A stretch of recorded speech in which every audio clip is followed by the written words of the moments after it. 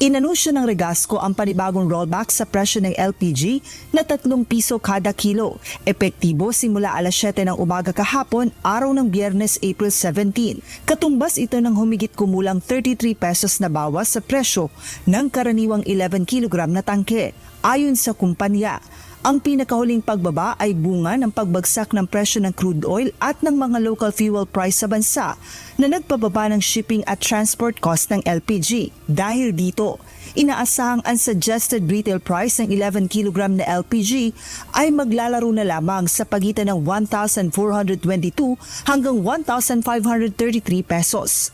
Ito naman po yung effect ng impact ng pagbagsak ng crude oil na naramdaman natin last Tuesday din, kung nyo maalala, ang diesel, gasolina ay pareho pong nagkaroon ng malaking rollback.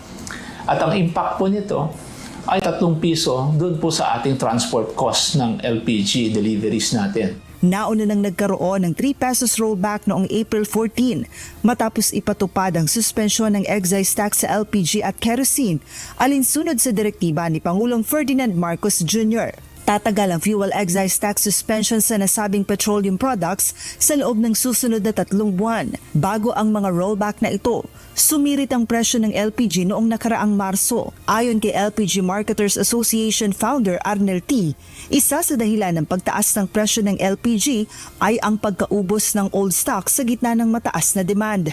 Napaaga pong naubos ang old price po natin or old stock.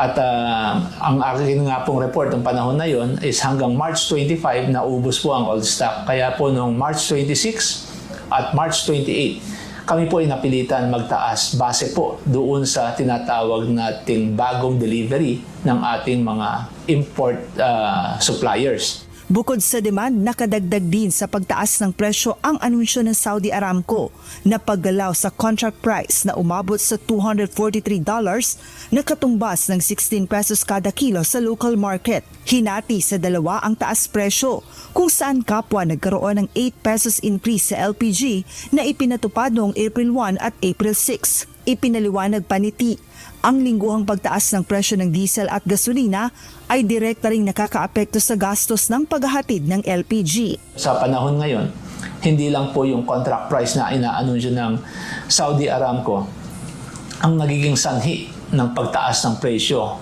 ng ating LPG nung nakalipas na 40 days. Sa tanong naman kung may aasahan bang panibagong rollback sa presyo ng LPG sa susunod na linggo, ang sagot po natin dyan, number 1, sa kasalukuyan, malalaman natin ang galaw ng crude oil hanggang Lunes ng hapon, which is next week po. Malalaman po natin yan.